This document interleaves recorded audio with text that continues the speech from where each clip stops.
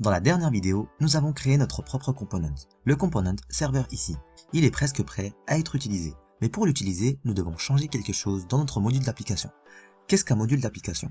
Angular utilise des components pour construire des pages web et utilise des modules pour regrouper différents éléments. Par exemple, les components de votre application dans des packages. Maintenant, c'est un peu une fonctionnalité avancée, mais plus tard dans le cours, j'aurai une section entière sur les modules. Pour la majorité de ce cours, nous n'utiliserons que le module app, ce qui convient parfaitement à de nombreux projets. Mais pour les projets plus importants, vous pouvez envisager de diviser votre application en plusieurs modules. Mais que fait ce module d'application? Qu'est-ce qu'un module alors?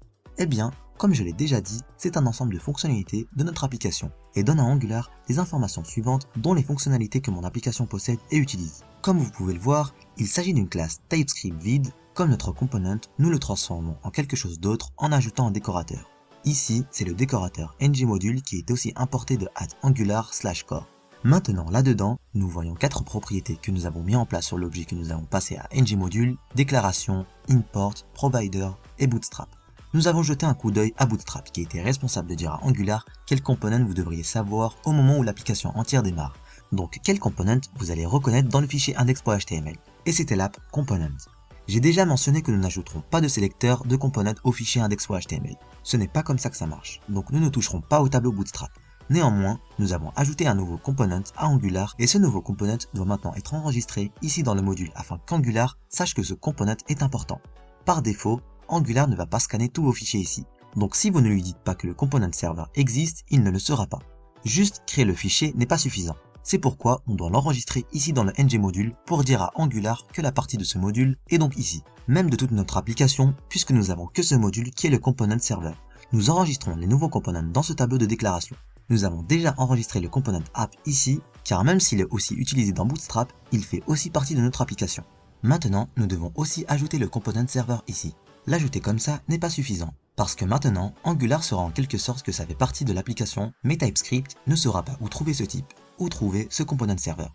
Donc quand on essaye de bundle notre code, on obtient une erreur que vous pouvez voir si vous sauvegardez ceci en déclenchant la recompilation. Vous voyez qu'on a une erreur dans le terminal en bas, qu'il ne peut pas trouver le component serveur car ce n'est pas Angular, c'est TypeScript. Il ne sait pas où est ce fichier, où trouver cette classe. Donc nous devons ajouter un import manuellement en pointant vers cela. Donc on ajoute server component ici comme un import de ./server et ensuite ici dans le component du serveur, vous n'ajoutez pas de .ts à votre import. C'est juste server.component, donc le nom du fichier sans l'extension.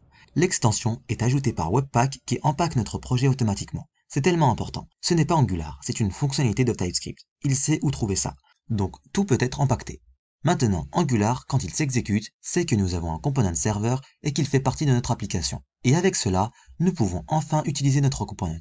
Nous ferons cela dans le prochain cours.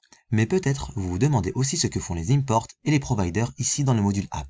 Je reviendrai sur les providers plus tard dans la section sur les services. Les imports nous permettent simplement d'ajouter d'autres modules à ce module. Parce que comme je vous l'ai déjà dit, vous pouvez diviser votre application en plusieurs modules et ensuite vous pouvez importer ces modules pour rendre ce module un peu plus léger et externaliser certaines choses dans un autre module. Je vous ai dit que nous allons utiliser un seul module. Alors, qu'est-ce qu'on apporte ici? Certains modules sont intégrés à Angular, parce que Angular lui-même est scindé en plusieurs modules. Donc le module de navigation par exemple nous donne toutes les fonctionnalités de base dont nous avons besoin pour démarrer notre application, les formulaires et le module HTTP. C'est quelque chose sur lequel je vais revenir. Donc avec ceci, les bases de ce nouveau module devraient être claires. Encore une fois, nous allons plonger plus profondément dans ce cours. Nous avons également enregistré notre propre component et nous allons maintenant l'utiliser dans le prochain cours.